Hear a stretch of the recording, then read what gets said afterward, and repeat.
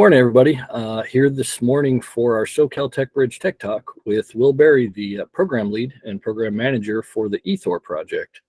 Will, if you could take a minute and tell everyone just a little bit of an overview of the eTHOR project. You got it. Chris, good morning to you. The eTHOR project is funded by Operational Energy Capability Improvement Fund, OECIF, and it's sponsored by NIWC-PAC, Naval Information Warfare Center Pacific. Two great partners. Very excited to be able to work with them on this important project. eTHOR is Electric Tactical Humanitarian Operational Resource. So it's a big name for a really important set of capabilities integrated together. So eTHOR, simply put, it's an electric vehicle that has exportable energy married together and integrated with 5G capabilities. The 5G capabilities include, much more than communications. The 5G piece of it would also allow the connection for multi-edge compute. So now what you have is a system that can be taken into a contested environment. It's got the energy to sustain itself for a long period of time. And then now it's also on top of that got really powerful command and control capabilities embedded within it. So one of the other important pieces of eTHOR are the partners. We're very fortunate to work with two great stakeholders in terms of the electric vehicle that I mentioned. The manufacturer of the EV is called Danner, spelled D-A-N-N-A-R, a really good company based out of Muncie, Indiana. The Danner itself, it's about the size of an SUV, and it's got different battery storage capabilities. So it's got a range from 250 kWh or kilowatt per hour battery storage, starting at 250 up to 375. And then in the full model, it's even got 500 kWh capabilities. Just to give you a sense of what 500 kWh is, that would be the equivalent of providing energy to your typical American home for over 16 days. So, clearly that's a lot of energy. So that's number one. That's your electric vehicle partner. Number two is AWS. And AWS is developing a mini modularized 5G, what we'll call backpack, that's going to be integrated onto the back of onto the top of the Danner vehicle. The system itself that AWS is creating is called ICE, and it does not stand for internal combustion engine, I promise. It stands for Innovation, Connectivity, and Experimentation. Great data center. These two capabilities combined, in my mind, are much more valuable than adding one and making two. It's really compounded in terms of the capability that I think it'll be able to bring to the field, whether in a contested environment or also in a humanitarian situation. It can be a very, very powerful tool that has a lot of capabilities. Hopefully I painted a good picture, Chris, for you about what the eTHOR is and some of its capabilities. And one of the things that I wonder about all the time are, what are some of the future warfighting scenarios that eTHOR could play a role in? So do you have any thoughts about that? Yeah. So, when I first heard of the eTHOR project, I'm not going to lie, I had to do a little bit of homework. The term exportable energy was a new one to me.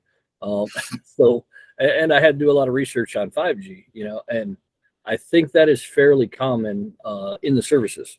So as I've traveled around to the various services and U.S. Special Operations Command, a lot of the questions I get kind of have mirrored that. What is exportable energy? Oh, it's the delivery of power. When you start talking about it almost in terms of traditional fossil fuels, it makes a little bit more sense to them. So with that Danner platform that you described, the services could have power storage and power delivery. Either through right now, as it stands, contact delivery, but maybe in the future, even wireless delivery of power. And these are things that start getting exciting to them once you put it into context. And then with 5G, a lot of it's like, oh, well, that's cell phone technology. How does that apply to us? We have these tactical data distribution needs. And I think you really have to kind of peel the onion back on that. All of the services, regardless of which service it is, I think right now are looking at disaggregated operations. Essentially, they're focused on peer forces, where in the last 20 years, really we've focused on more like non-state actors, violent extremist organizations, terrorist groups. We weren't as worried about having to hide assets, right? So, and we weren't really worried about being attacked by like a combined armed threats like aircraft or missiles. Right now, when we start looking at somebody who has a force very similar to ours, those are threats, and it's going to drastically change the way we approach battle. So with that, we decided that if this force could also locate us, just like we were locating the adversary over the last 20 years, we really need to spread out. We need to make our forces smaller, more mobile, and separated, basically making it not as worth firing a multi-million-dollar to $1 billion missile at that group, because it's really not that large. So it kind of changes the calculus for the adversary. But when you distribute forces out, now you're exponentially growing the support requirements for those forces, right? Whereas I could have, 500, say, Marines in one location, I would need, one fuel storage, one power generating, generator farm. I might need food, water, and all of that would be consolidated at that one location. But now as I spread these forces out, things like power, things like communication, and the other forms of logistics like water and food all become exponentially larger as they're spread out. So to combat that problem that I just described of not enough manpower and an increase on logistics, they started filling the gap. And again, this is very much aspirational because a lot of these technologies have not yet been fielded, but with artificial intelligence and autonomous systems. With the artificial intelligence, they have realized that I don't have enough people, in this case, analysts, to monitor all this sensor network that would have to be out there if I don't have enough physical eyes to watch everything. So you put the sensors out there and you use the artificial intelligence through a technology called computer vision to go ahead and monitor all these sensors. At the same time, that artificial intelligence and these sensors are generating an increased requirement for electricity and for power. When I don't have enough people to, say, send out a patrol to secure my area, we're going to use autonomous systems to go ahead and cover that capability gap. So now everyone across the board is spreading out, excuse me, and whenever they have an issue, they're throwing artificial intelligence and autonomous systems to go fill that up. All of those drive the requirement for power, and all of those require vast amounts of data. So I'm going to need a wide data pipe. They're all very kind of high-end technologies. So those technologies also require really low latency and a kind of increased data throughput. So with that, whether they know it or not, they've already driven the demand for something 5G-like. Whether 5G is the exact solution is something we're trying to prove out right now in the eTHOR project. So with that said, I think the answer is all of them. Every future warfighting scenario that I've seen, from distributed maritime operations, littoral operations in contested environments, and expeditionary advanced base operations, which is near and dear to my heart, working on that concept from the Marine Corps. Every one of them is going to require an increased amount of power storage, power generation, and exportable energy is just icing on the cake. Because it's one thing to have the ability to produce the power and store the power, but if I now have to deliver the power, that we currently don't have a means of doing that. So that platform is very important, or at least the capabilities that that platform represents. And then again, none of it works without the correct data pipe. So 5G is going to be an example of what could 100% solve that problem. Whether, remains the final example, that remains to be seen, but that's what we're here for, to push the boundaries of technology and test that out. Well, that's fascinating. And I can feel your enthusiasm. I share your enthusiasm. The capabilities that the eTHOR can bring are multidimensional.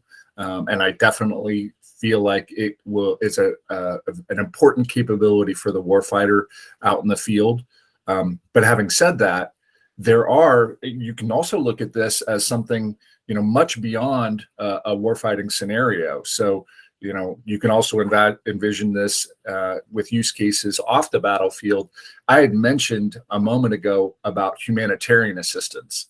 And I feel like, when you look at what happened with Hurricane Ian, or if you look at what happened with water situation in Mississippi recently, there are local humanitarian situations that are short-term in nature, but require, instant energy and instant communication capabilities. The eTHOR brings that. So let me ask you, I gave you the example about a humanitarian relief. Outside of the battlefield, what are some of the other use cases that you can imagine for eTHOR? Very much along that lines. So the ability to export power, starting with that one, I think has vast application across an array of disaster type scenarios. Everything from wildfires, which the SoCal Tech Bridge and Niwot Pack were exploring, combating with Project Vesta, which was a previous project to essentially do much of what eTHOR is purporting to do, but with a response mechanism attached to it, right? So I have artificial intelligence to detect fire and smoke, and I have different unmanned assets to enable the firefighter and enable the firefighter to be safer and more effective, right? And all of that's tied together by an electrical exportable energy power source, as well as the abilities of 5G. Now, when I start looking across commercial industry, you have all kinds of applications where, define emergency or disaster, but the power's out, right? Mm-hmm. Where I might need to export energy back into the grid or create a microgrid until, the traditional power grid can be reestablished. With 5G is very multifaceted in that, one, there's communication, two, there's data push, and three, there's a nascent potential to be able to turn 5G or other forms of millimeter wave, high frequency energy back into power. So what's interesting about that is typically this signal that is pushed out by, cellular communications. It accounts for a large portion of the actual power generation requirements of any urban center, right? I forget the exact numbers of that, and I could get that to you later if you're interested. But once that signal is essentially fired off, there's no way of recovering that currently back to the grid. So it's a net negative.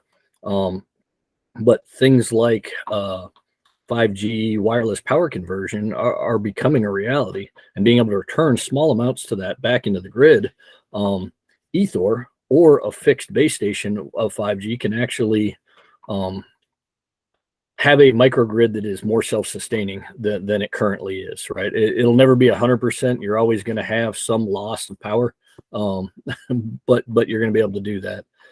So, eTHOR in spot applications, again, across a wide array of commercial industry, particularly where loss of connectivity or loss of power could threaten life. Right? You think about having a hospital complex where I have people on life support. You think about having a nursing home where many of the people inside that nursing home, are depending on the power staying on. That exportable energy solution could be key. And then again, as you painted the picture very well earlier, disaster response is a big one. Anything from hurricanes to earthquakes to wildfires to tornadoes, you name it. And what we're seeing is an increase in the frequency and the severity of all of those things. Yeah.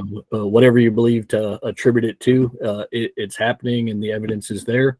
And, the only thing we can do right now is mitigate and try to anticipate as much as we can. Yeah. And that anticipation thing is the last one, right? Artificial intelligence and machine learning are going a long ways towards predictive analysis of a lot of these events. And with that predictive analysis, it drives, just like I was talking in the tactical scenario, a requirement for that high bandwidth, low latency type communications that 4G LTE just doesn't support. Yeah. So that's where we're at with that, I think.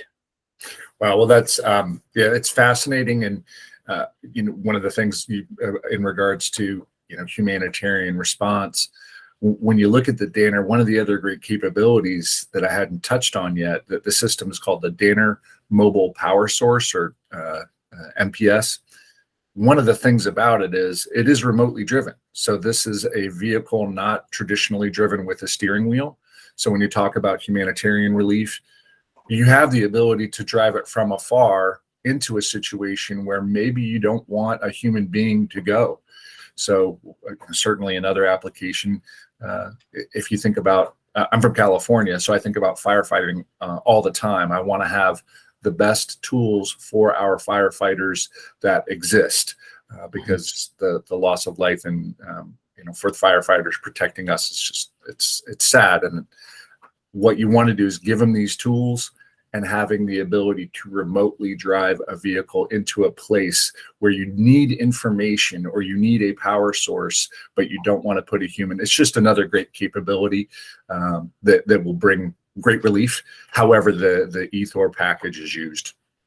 Absolutely. And, not to go too much into Project Vesta, but Project Vesta very much was looking at an eTHOR as a critical enabling capability. Yeah. And the reason was just what you spoke of, not necessarily just for the Danner mobile power station platform, but for all of the unmanned assets that were tied to that. They really looked at that reduction of risk to human life that I was speaking of. That's by sending the unmanned assets in there. That's by using the artificial intelligence to do decision support. One of the things that came to light while we were talking to these organizations of firefighters and first responders was the high incidence of cancer among them. Very, unique cancers that insurance companies don't always want to attribute to the fire because then they're going to have to pay it out all the time. But they're coming up with all these exquisite cancers. And they are very interested, the insurance companies as well as the firefighters, on monitoring exposure to a lot of these things. That can be done with current technology very easily with atmospheric sensors that are used to work predictive analysis of the fire. So you can start monitoring exposure to smoke, exposure to toxins among those firefighters. At the same time, that data can inform decision makers to determine when to send in unmanned assets and when to send in people, or when I need to send in a team of, human machine teaming is a big DoD buzzword, but I think that's something that's absolutely applicable to the civilian market. I guess I've been talking a lot, but I understand that you just got back from the Innovation Symposium, Operational Energy Innovation Symposium, sponsored by CERTIP and ESTCP. Could you tell us a little bit about that event? Any key highlights or takeaways? Yeah, absolutely happy to. And one highlight that I know that you're interested in because of Project Vesta was a technical session that I was able to attend. And I'll talk a little bit more about the technical sections in a second. But it was fascinating the amount of information that was shared and coordinated across a broad reach of people. The one particular technical session that I know that you'll be interested in was enhancing outcomes of wildland fire science through inter-project collaboration. 5 experts in the field. I learned more about fire than I ever knew. So I'll make sure that I connect with you afterwards and share my notes. But in terms of the Innovation Symposium, it was a great event. I really enjoyed it. It was 4 days, just concluded. Certainly there's a lot of acronyms with CERTIP and ESTCP and OE Innovation Symposium. Despite how many acronyms there were, the event itself was in a way very simple in terms of what its goals were, and that is to really share information and develop opportunities for collaboration. It was something that was touched on right at the very beginning by Mr. Kidd. In terms of some of the key themes that they wanted to make sure everyone had the opportunity to follow through the course of the 4-day event. So with Innovation Symposium, I felt like a kid at a candy store with all the different really interesting technical sessions to choose from. There was a broad variety of topics that were all focused on the Department of Defense's priority environmental and installation energy issues, the quality of the speakers. There was so many doctors in the room. I thought I was in a hospital. So a lot of PhDs and very high level experts in their field. Just to give you sort of a quick summary of the event itself, there was over 1,000 attendees. There was just under 30 technical sessions over the 4 days. And one of the really cool things that I enjoyed the most, that I feel like kind of set the symposium apart, were the posters. The posters made it very interactive. So what happened was all the presenters and stakeholders in attendance had an opportunity to petition to create a poster, and they were invited to develop it in their area of interest, program or project. And then you were given a 2-hour time slot to be able to put your poster up. So I have pictures of this that I took that hopefully can be incorporated into our chat today to give you a sense of how big it was and some of the cool posters that were put out. But it wasn't just the imagery of the poster and the content that went with it. The subject matter expert that was associated with that poster, that topic, was standing right there. So you had the ability to not just do a drive-by and read, but actually ask deep questions. And it gave you the opportunity to really learn in a much more than a superficial way about a particular topic.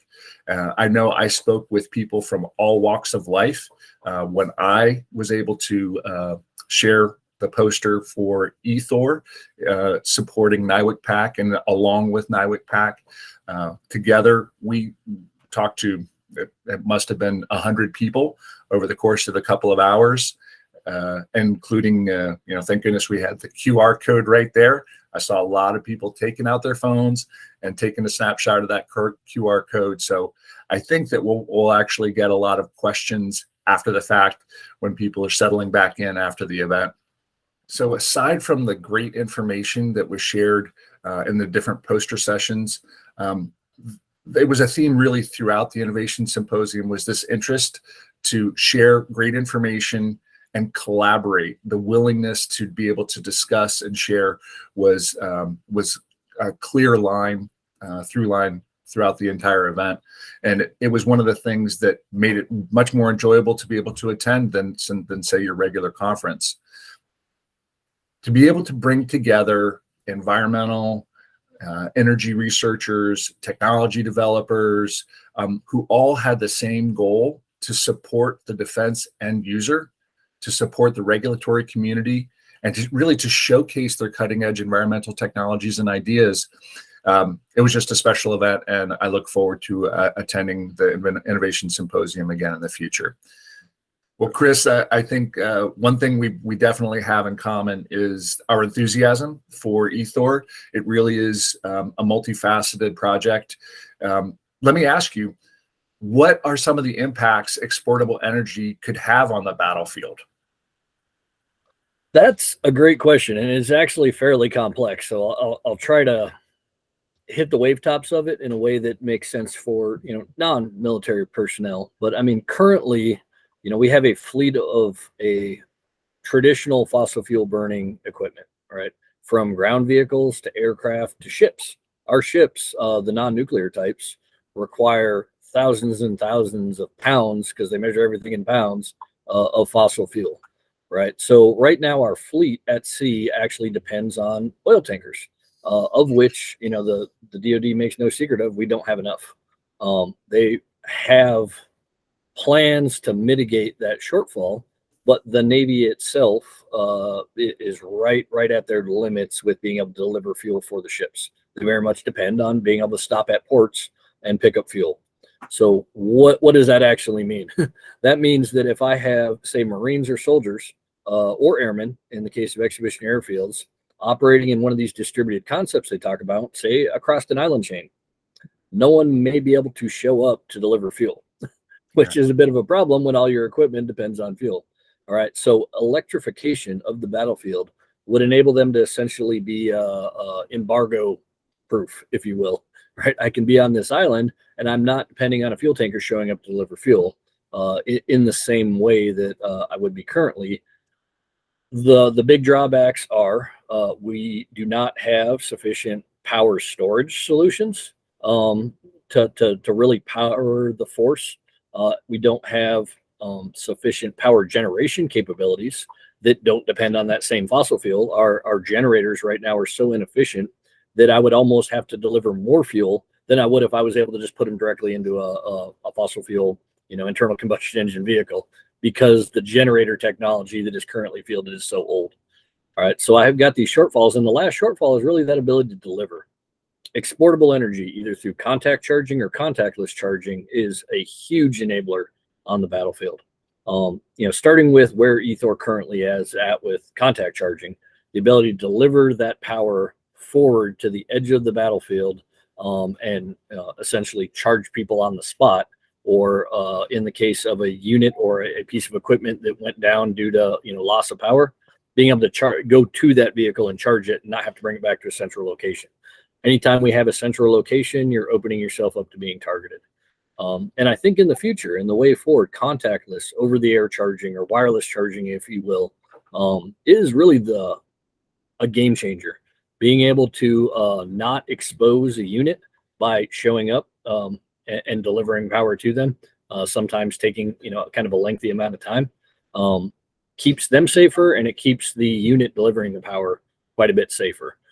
So that exportable energy piece and being able to move energy around in the battlefield is the critical enabler that would allow us to electrify the battlefield, which has its environmental considerations, but at the same time has a very strategic and tactical reason of, now I can be on this plot of land, whether it's an island or a peninsula or whatever, and I'm not risking fuel tankers being my critical shortfall, because it's relatively easy to attack a fuel tanker compared to a lot of the other assets. Yeah. Well, you make a great point, and when you think about distributed energy resources, the technology for that is getting better and better all the time. Certainly, I think most people are familiar with solar, but there's so many other opportunities. Methane is another example, but there's so many other opportunities to continue to fuel through DERs that don't involve other, challenging logistics that put warfighters at risk. That is a really exciting capability that eTHOR brings. Absolutely, and looking at it with an infrastructure lens, right? Not rushing it and saying electrify every vehicle right now. Looking at it holistically. How do I produce it? How do I store it? And how do I deliver it? Once those things are solved, the electrification solves itself, if that makes sense. I think the operational energy aspects of the eTHOR project are absolutely key in exploring that, because now I've got two of them. I've got a very significant power storage solution, and I've got a very capable power delivery or exportable solution. And I have the potential of already having the future integrated. If the 5G wireless power or power beaming for millimeter wave works out, that technology is already integrated into that vehicle, and it's ahead of its time. So I guess with that, we're getting close to our wrap-up time. What's the next step for the eTHOR program? Great question, Chris. I'm getting asked that a lot, and the good news is we're making very good progress in terms of the design and the testing. We're doing integration right now between the two capabilities, the electric vehicle on the part of the Danner mobile power source platform, and integrating that with the 5G ICE capabilities. So that's going on right now, and will continue through the winter. Looking ahead to 2023, we're looking to do two demonstrations. One would be in late spring, the other probably around late summer. Look forward to doing that on a military installation in Southern California, and the planning is ongoing for those things right now. That's great to hear, and really exciting to see the way things are progressing and moving forward. And most of all, I want to thank you for your time. Yeah. With that, I guess, unless you have any final words, we'll wrap up this edition of the SoCal Tech Bridge Tech Talk. Yeah. Well, in the holiday season, I am filled with thanks. Appreciate you inviting me on to discuss the eTHOR project as well as the Innovation Symposium, and super pleased and happy to work with NIWC PAC to be able to support this program. Want to be able to deliver a great program for them and with them. Thank you very much. Happy holidays. We hope you enjoyed today's SoCal Tech Bridge Tech Talk with Chris Cichy and Will Berry talking about the eTHOR platform. If you'd like to learn more about the SoCal Tech Bridge, head on over to our website at socaltechbridge.org. Also, if you'd like to follow more of our podcasts, please like and subscribe.